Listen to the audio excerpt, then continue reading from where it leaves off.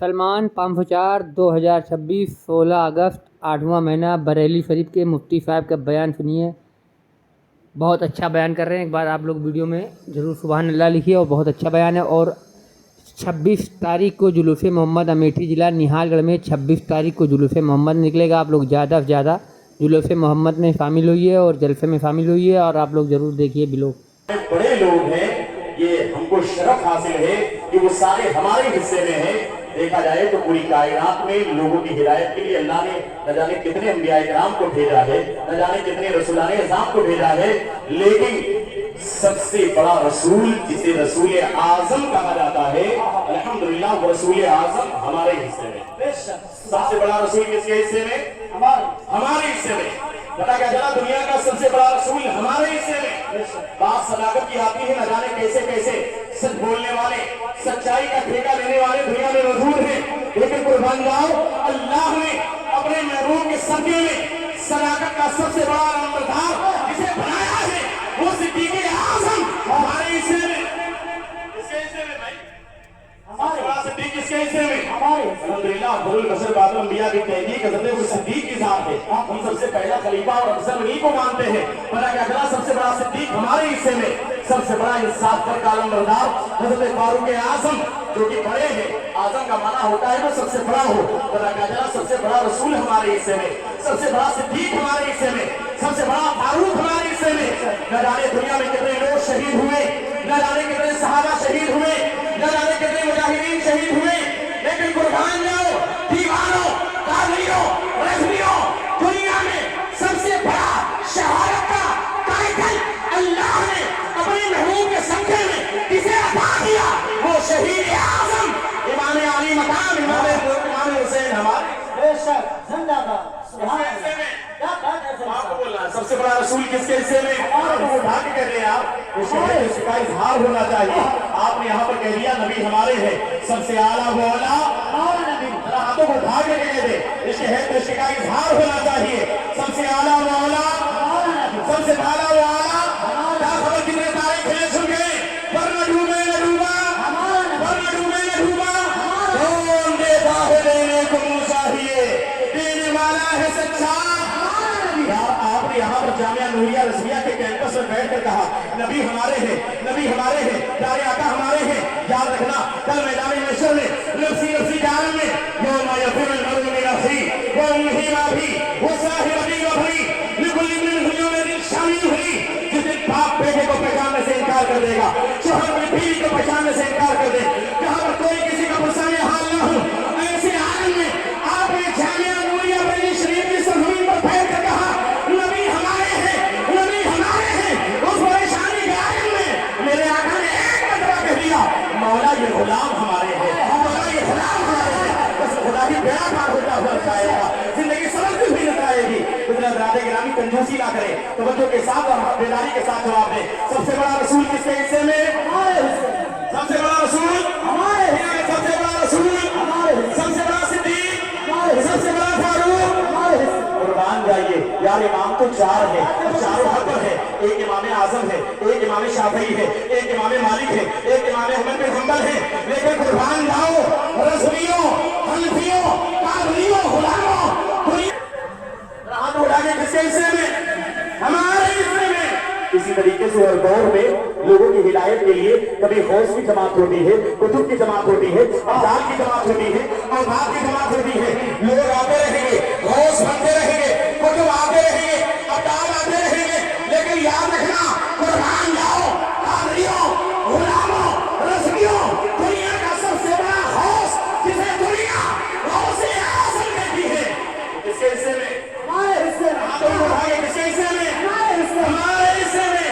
پتا کیا چلا, جتنے بڑے والے ہیں سب تو ہمارے حصے میں ہے. سب سے بڑا رسول ہمارے حصے میں, سب سے بڑا صدیق ہمارے حصے میں, سب سے بڑا فاروق ہمارے حصے میں, سب سے بڑا شہید ہمارے حصے میں, سب سے بڑا امام ہمارے حصے میں, سب سے بڑا غوث ہمارے حصے میں. گرامی دور چلتا رہا, آندھی آتی رہی, طوفان آتا رہا, ہر دور میں یزیدی جتنے اٹھے اور کوئی نہ کوئی شبیر آیا جس نے اس قلعے میں باقاعدہ اس کے تابوت میں آخری کیل ٹھوکی. لیکن قربان جاؤ مجدد الفسانی کے دور میں اکبر کا فتنہ اٹھا, انہوں نے باقاعدہ اس کا مقابلہ کیا. کبھی میر عبدالواحد بن گانی کا دور ہے, کبھی کسی مجدد کا دور ہے, لیکن قربان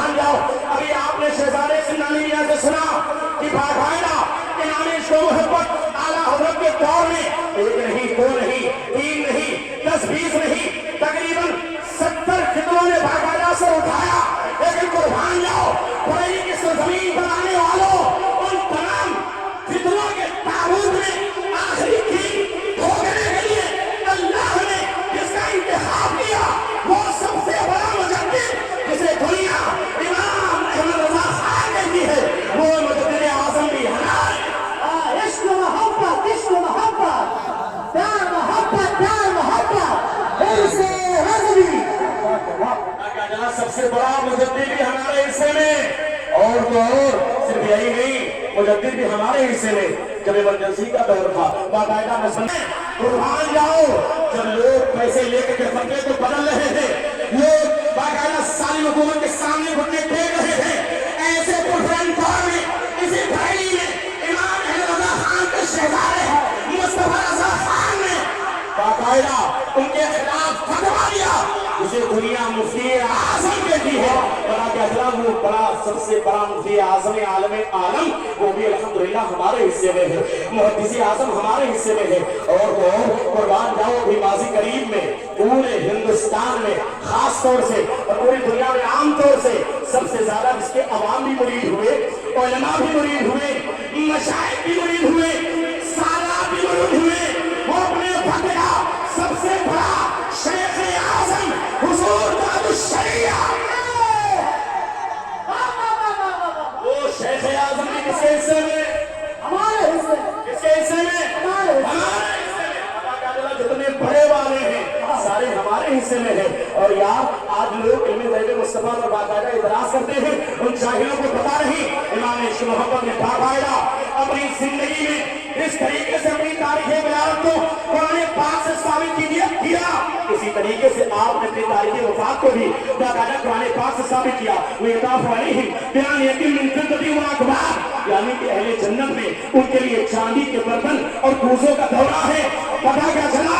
अपने मिसाल से 4 महीने 22 दिन पहले इस आयत करीमा से अपनी तारीख़ मिसाल को साबित करने वाली साथ इमाम इश्क मोहब्बत की साथ है। अरे लोग आका के इल्म पर इतराज करते हैं, वो बरेली का कलंदर उठा, उसने जवाब दिया और कोई खैर दिया, तुमसे नेहा हो गया, कबरा होगा ही छुपा तुम पे।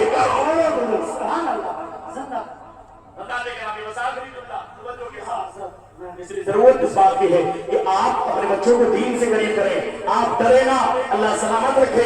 मुहद्दिस नामों से रिसालत अल्लामा अशरफ जिलानी अज़हरी साहब के खिलाफ आज लोग डरने डराने की बात करते हैं। लोग कहते हैं यार डर जाओ, याद रखना जो मोमिन होता है ना वो डरने से नहीं, मरने से नहीं डरता है। आपको मैं एक बाकायदा मिसाल से बात समझा दूं। अगर कोई आपसे कहे कि मदीना जाना है, आप बताओ खुशी होगी कि नहीं होगी? अरे बोलो भाई खुशी होगी कि नहीं होगी? इसे मदीना जाने की खबर मिल जाए, खुशी होगी कि नहीं होगी?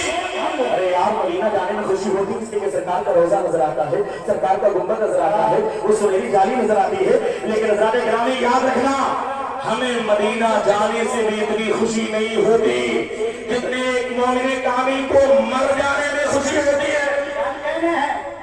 मर जाने में मदीना जाने में इतनी खुशी नहीं होती जितनी खुशी हमें मर जाने में होती है। हो सकता है कोई जालिम कहे कि कैसी बात की जा रही है, आपको मदीना जाने में खुशी नहीं होती, मर जाने में खुशी होती है। हम उन्हें जवाब देना चाहते हैं जो मुसलमानों को मारने की बात करते हैं, जेल की सलाखों के पीछे डालने की बात करते हैं। मोमिन कामिल को मरने में डर नहीं होता, इसलिए कि हमें मदीना जाने से इतनी खुशी नहीं होती जितनी खुशी मर जाने में होती है। कोई सवाल करे क्यों?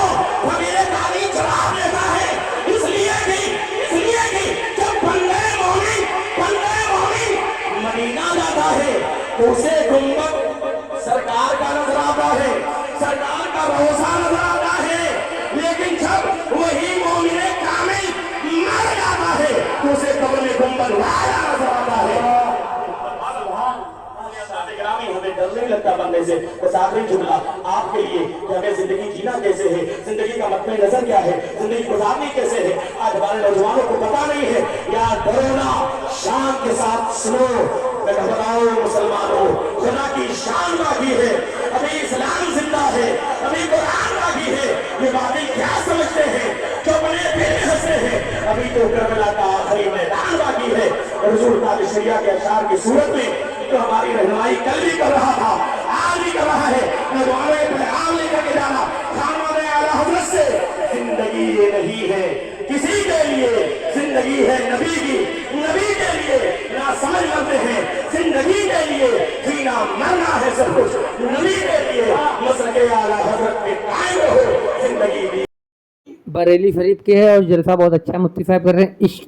इश्क मोहब्बत आला हजरत। और बरेली शरीफ में ऐसा हमने कहीं नहीं देखा कि